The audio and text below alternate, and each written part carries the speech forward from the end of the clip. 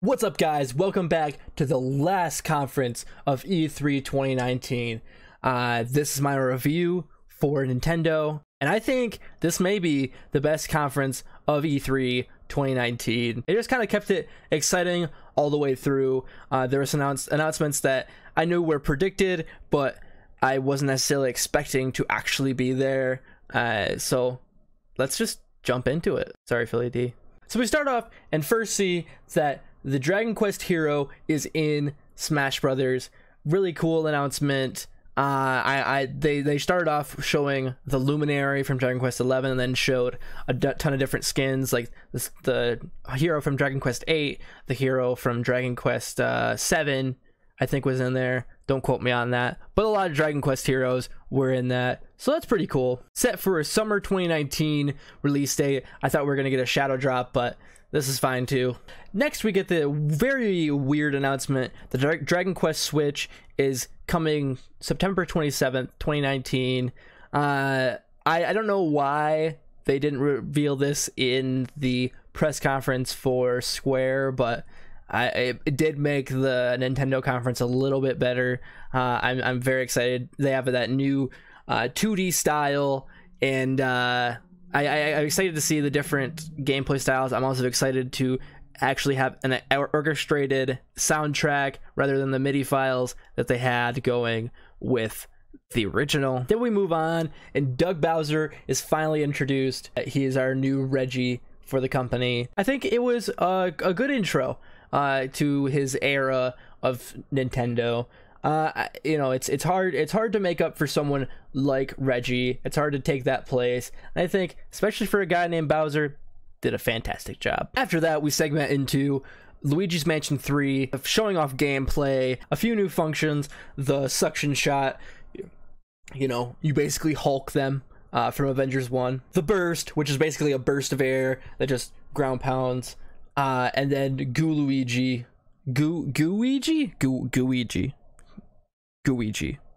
got it, which is a goo version of Luigi, can get around tight spaces and all that, but he is allergic to water. After that, we're introduced to the multiplayer mode for it. It's what you think of a Luigi's Mansion multiplayer mode.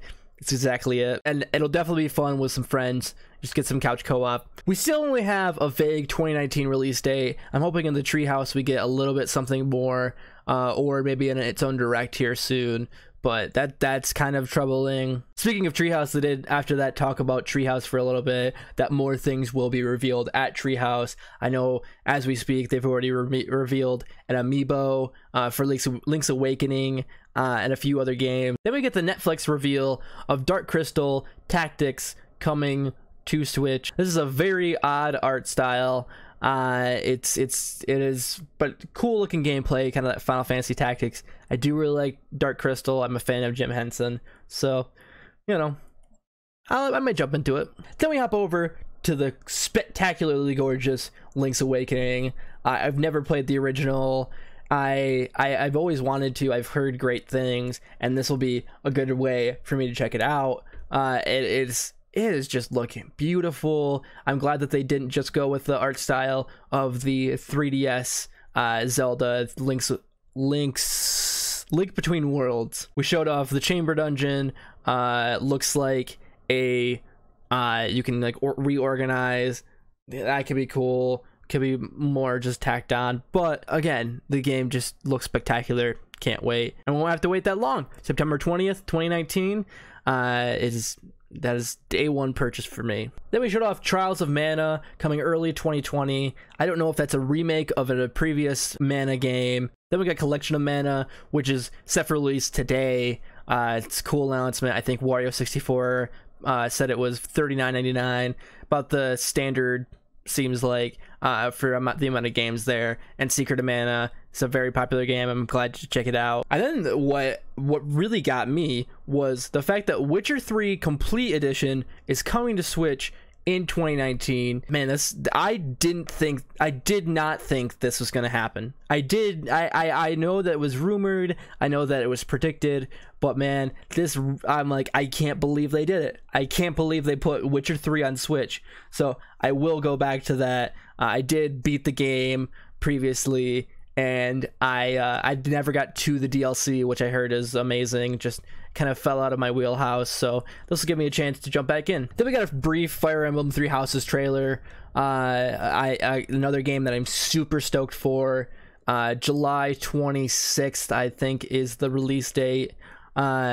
Just not much more to say about this. I'll let it be July 26th right now. We got kind of an awkward trailer for Resident Evil 5 and 6 coming to Switch this fall. It's opened up and I'm like, oh, this is gonna be Revelations 3 or maybe Resident Evil 7 to Switch.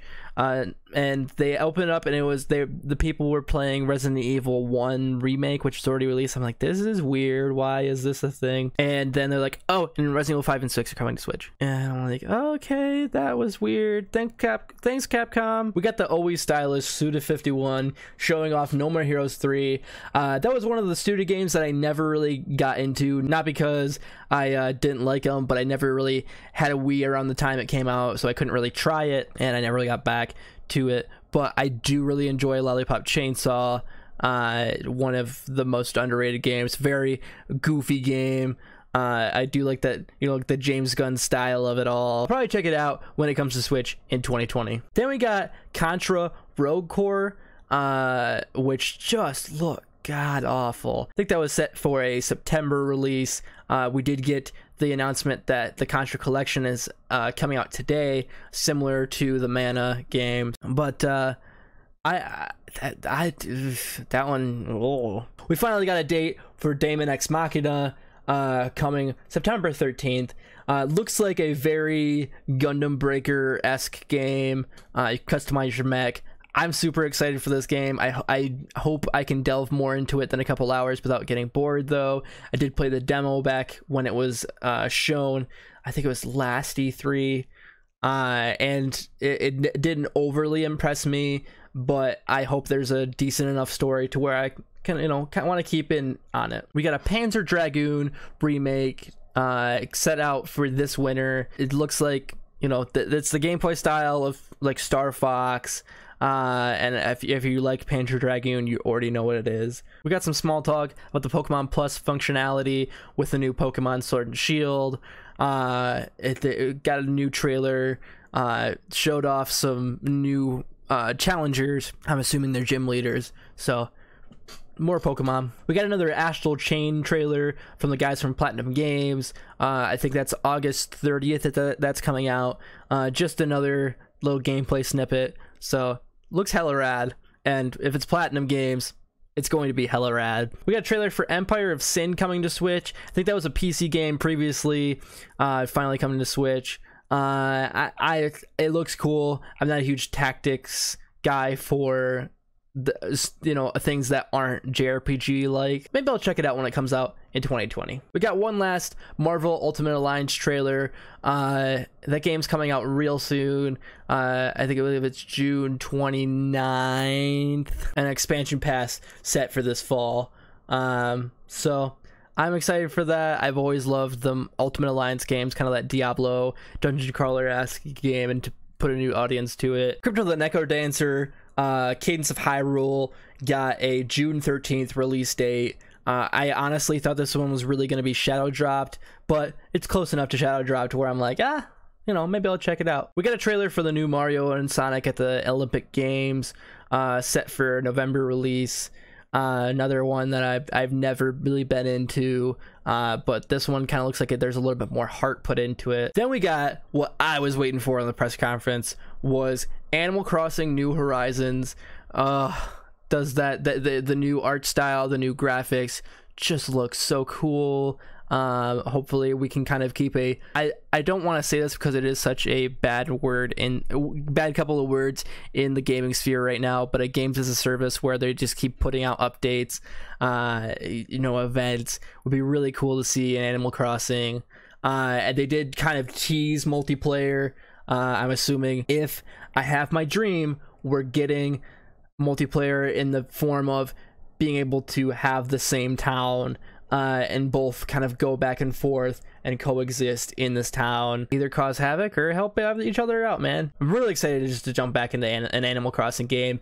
New Leaf really didn't do it for me. I mean, a lot of them really haven't done it for me since the original. I don't know why, but I think now that it's on Switch, it has a better availability towards me, and I can't wait. Unfortunately, though, we did get the reveal that it's pushed back to March 20th of 2020. Not my prime date, but I can wait.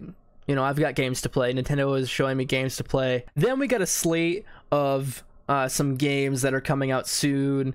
They did announce that Spyro is going to be on the platform September 3rd. Hollow Knight is coming soon. Ni no Kuni Remastered coming out September 20th for the Switch. New Super Lucky's Tale, Minecraft Dungeons, Elder Scrolls Blades, Sinking City, Alien Isolation was announced. I'm not going to go through all of them right now. If you want, you can go look at the blog post, but that's kind of the highlights. After that, we got the long-awaited announcement that Banjo and Kazooie are now in Smash. I've never been a huge fan of Banjo Kazooie. I know this means a lot to people who play Smash. I'm glad that we have another character on the roster, and that we can team up with more people to make this more than just a Nintendo crossover, but a gaming crossover. Finally, we got the tease of a Breath of the Wild sequel. I wasn't as huge into Breath of the Wild as everyone else was, but I like the style. I like the gameplay. I just wish there was more to do in it. Maybe I just didn't explore enough. Maybe I didn't have that open mind, but I hope I really vibe with this game. I'm sure it's far off. They teased that it's going to be like a floating city, or I don't know if it's going to be like a low rule thing, but this thing is like 2021 at least. But yeah, that was Nintendo's E3 Direct, and that means that's it for us. We finally reached the end of E3 2019, but overall, in terms of Nintendo, I do really think this press conference was very solid. A lot of announcements that we saw coming, but also a lot of announcements that we didn't see coming that weren't revealed yet, were heavily rumored. I really like this press conference. I think it also might be my bias to JRPGs and Nintendo, because there was a few JRPGs in here. I think this is far and away the best conference of E3. It's not saying much for an E3 that is so bittersweet. It didn't really have the oh my god of previous E3s. I am glad I covered it again this year. I think that was more fun than anything. What do you guys think? Comment below, let me know. And as always, thanks for watching.